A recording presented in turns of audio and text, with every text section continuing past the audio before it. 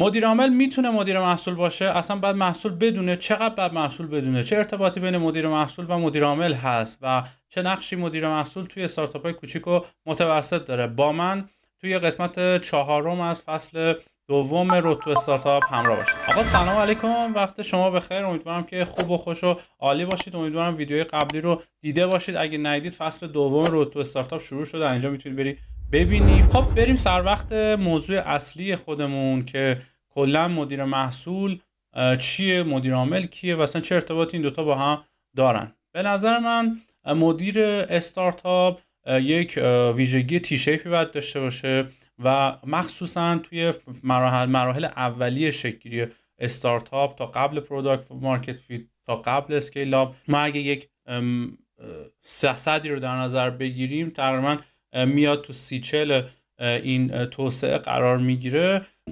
تا اینجا به نظر میرسه که نقش مدیر کسب و کار، حالا مدیر استارتاپ و اونی که ایده اولیه داره یا اون فاندر کور بیزینس، خیلی میتونه حائز اهمیت باشه. از طرفی با توجه به اینکه کور یک کسب و کار اون محصولش هستش، ارتباط مدیر عامل، حالا از این بعد بگیم مدیر تیم یا مدیر عامل، با اون محصول باید خیلی تنگاتنگ باشه. در برخی موارد پیشنهاد میشه که در اوایل شکل‌گیری خود مدیر کسب و کار، مدیر تیم بشه مدیر محصول.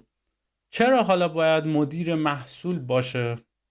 دلیلش اینه که بیشتر از هر کسی، بهتر از هر کسی میدونه که قرار محصولش به چه جهتی بره. فرآیند اولیه ریسک زیاده، عدم قطعیت زیاده و تفکرات اون فاندر خیلی آشفته است و خب این ذات استارتاپ و حالا هر کسب و کاری هستش که در ابتدای فعالیت شروع شده، پس خیلی عدم قطعیت توش زیاده و سعی و خطاش هم توش زیاده. به خاطر همین به نظر میرسه که مدیر تیم میتونه مدیر محصول خوبی باشه، به شرطی که بتونه مفاهیم محصول رو خوب درک بکنه و اون درک درست رو داشته باشه. یکی از مهمترینش مهارت حل مسئله هستش که این اپیزود بهش پرداخته شده. خب برگردیم به خود داستان. مدیر یکی از دلایلش پس بهتر از هر کسی میدونه محصولش چیه، آیندهش چیه و قراره چه اتفاقی براش بیفته و میتونه خیلی راحت‌تر اون رو بیاره و تو کاغذ حالا ببره توی مراحلی که بره به سمت طراحی و اجرای محصول و فیدبک گرفتن و اصلاح و هزاران چرخی که به هر حال میخوره توی تا اینکه برسه به پروداکت مارکت فیت و اسکیل اپ رو تجربه بکنه. از سمت دیگه مهمترین زینف توسعه محصول تیم فنی هستش. پس این ارتباطه میتونه مستقیم باشه و عملا میتونیم بگیم که دایرکت کانتکت، به جایی که حالا یه نفر 2-3 نفر تو این وسط بیان مترجم بشن تا نهایتا برسن به تکنیکال تا یه چیزی رو اجرا بشه، این ارتباط مستقیم میتونه سریعتر برقرار بشه. بازم تکرار میکنم که من دارم در مورد مراحل اولیه صحبت میکنم. دلیل بعدی این هستش که خب زبان واحدهای دیگر رو مدیر اون تیم بهتر میفهمه، دغدغه‌هاشون رو بهتر میفهمه، مخصوصا توی مارکتینگ، فروش و عملیات کامل، چون با مدیران واحدهای مختلف ارتباط داره. پس میتونه یک کانکشن، یک ارتباط خیلی جذاب رو برقرار بکنه. پس تا اینجا میتونیم به این نتیجه برسیم که مدیر تیم مدیر محصول خوبی میتونه باشه. اما آیا میتونه تمام وظایف محصولی خودش رو برآورده بکنه، یعنی عمل بکنه بهش؟ جواب خیره. به خاطر اینکه مدیر اون تیم فقط بحث توسعه محصول و دغدغه محصول رو نداره، کلی اتفاق دیگه براش داره. بازاریابی داره، نمیدونم فروش داره، عملیات داره، مالی داره، حسابداری داره و بعد میشه محصول، خود پروداکت، خود تکنیکال و میگم جنبه‌های مختلفی رو باید شامل بشه. به خاطر همین مدیر تیم نمیتونه یک پروداکت منیجر یا پروداکت اونر فول تایم باشه و نیاز داره اینجا به یک اسیستنت، یک دستیار که بتونه بهش کمک بکنه. به خاطر همین یک APM در اوایل شکل‌گیری بیزینس به نظر جذابتر میاد حضورش تا اینکه یک پروداکت منیجر بیاد توی بازی. این APM میتونه با بیزینس رشد بکنه و بتونه در مراحل بالاتر قرار بگیره و پروداکت منیجرهای مختلف دیگه بیان و لاین منیجر مثلا بشن یا برای هر لاین یه پروداکت منیجر دیگه باشیم. باز گفتم اینا همش به بحث توسعه محصول و رشد تو مراحل رشد و اینها جواب میده. یعنی اون صدر رو در نظر بگیم مثلا 40-50 به بعد دیگه کم کم اون شکل پروداکتی داستان دیگه کامل میشه. خب الان وقتشه بگیم که مدیر محصول چه ذی‌نفعانی رو باید مدیریت بکنه. یعنی وظیفه اصلی یک مدیر محصول به نظر من تو استارتاپ های کوچیک و حالا اصلا استارتاپ های بزرگ و متوسط فرقی نمیکنه، این هستش که مدیریت ذی‌نفعان بکنه. حالا ذی‌نفع این که همون میدونیم که توی ذی‌نفع‌ها مهمترین ذی‌نفعش تکنیکاله، یعنی فنی و تکنیکال. پس اینجا باید تکنیکال و فنی محصولش رو خوب بدونه. اما آیا مدیر محصول فقط به این ذی‌نفع باید توجه بکنه؟ جواب نه بزرگه، به خاطر اینکه فقط اون ذی‌نفع نیست.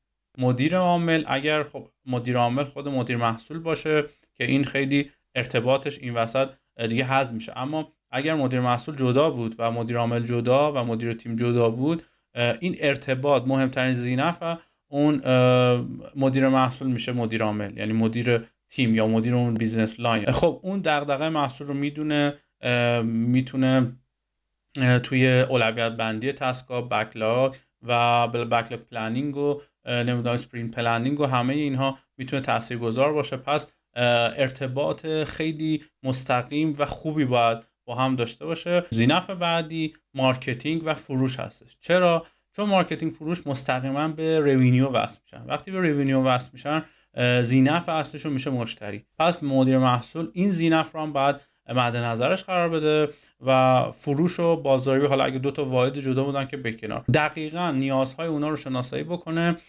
توی فروش چه نیازهایی وجود داره، توی مارکتینگ چه نیازهایی وجود داره و اون نیازها رو بتونه ترجمه بکنه توی فیچر، توی محصول و اونا رو بتونه برآورده بکنه. در نظر بگیرید تیم مارکتینگ کمپین رو میخواد ران بکنه، اگر محصول خوب کار نکنه، اگر نتونه سرعت خوبی داشته باشه، حالا سرعت لودینگ، حالا کانورژن ریت خوبی نمیتونه بده و نهایتا بانس ریت بالاتر میره و اینا همه نشون میده که ما یه ذی‌نفع بزرگ دیگه هم داریم که باید بهش توجه بکنیم به عنوان یه نفر مسئول محصول توی کسب و کار. ذی‌نفع بعدی که بعضی موقعات، دو تا ذی‌نفع میخوام بهتون بگم که خیلی مواقع نادیده گرفته میشه. خب ما میدونیم که همه محصول ها در اولویت تکنیکال رو قرار میدن، مدیر رو بعضی موقع یادشون میده، مدیر عامل رو در نظر میگیریم، فروش و مارکتینگ رو هم در نظر بگیریم. اما دو تا ذی‌نفع هستش که ما متاسفانه ازش گذر میکنیم بعضی موقع. ذی‌نفع اول عملیات و پشتیبانیه.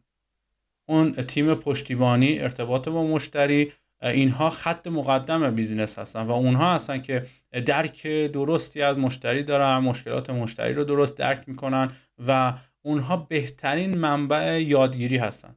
به خاطر همین به نظر میرسه که ارتباط ما باید خیلی با اونا دقیق و مبتنی بر حساسیت باشه. ما دقیق بتونیم نیازهای اونا رو شناسایی بکنیم، مشکلات اونا رو شناسایی کنیم، باتلنک های موجود توی محصول رو شناسایی بکنیم. اونا بهتر از هر کسی میتونن به ما کمک بکنن که باتلنک های محصول رو شناسایی بکنیم، اون جاهایی که موجب ناراضیتی کاربر میشه رو، ناراضیت مشتری و کاربر میشه رو میتونن بهمون بگن.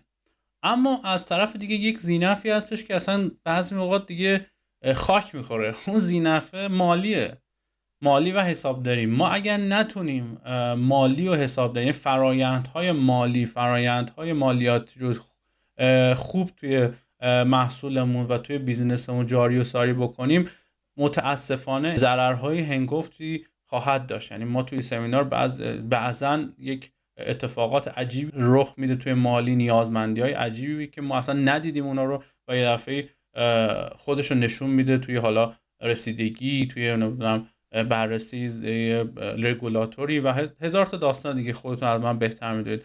و خیلی مهمه که تیم محصول حتما ارتباط موثری با تیم مالی داشته باشه، بتونه تمام فرآیندهای مالی رو شناسایی کنه، دغدغه‌هاشون رو شناسایی کنه، الزامات قانونی و حقوقی رو شناسایی بکنه و همه رو توی بیزنس پیاده سازی کنه. گفتم حقوقی، پس یک ذی‌نفع دیگه هم هست به نام حقوقی، اون رو هم نباید از دست بدیم، مخصوصا تو پلتفرم ها که پلتفرم ها دیدیم ضررهای هنگفتی دیدن روی این داستان‌های حقوقی، شکایتایی که اتفاق افتاده.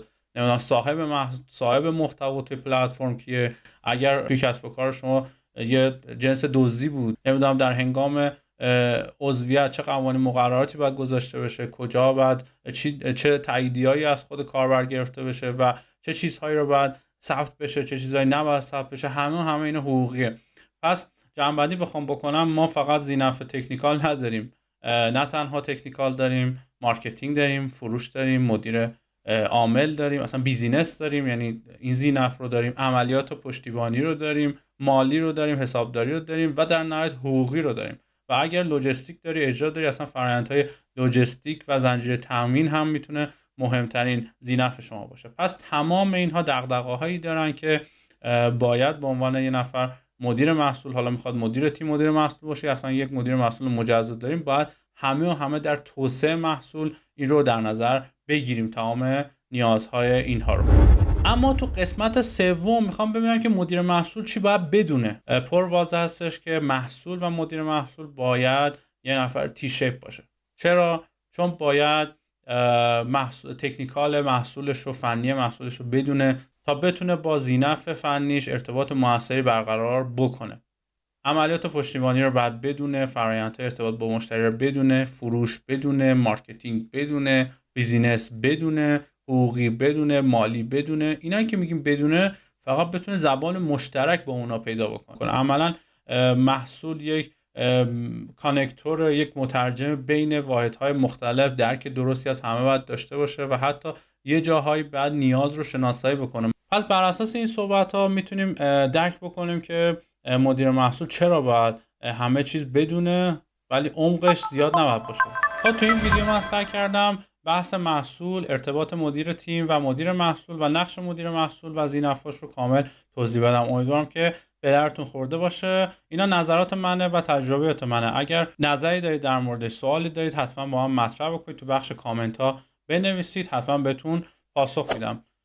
لایک و سابسکرایب یادتون نره، برای دوستانتون به اشتراک بذارید، ویدیوهای قبلی رو ببینید. همه به من کمک میکنه که انرژی بگیرم برای این مسیر و ادامه بدم. دمتون گرم، خیلی مخلصم. تا ویدیو بعدی، فعلا.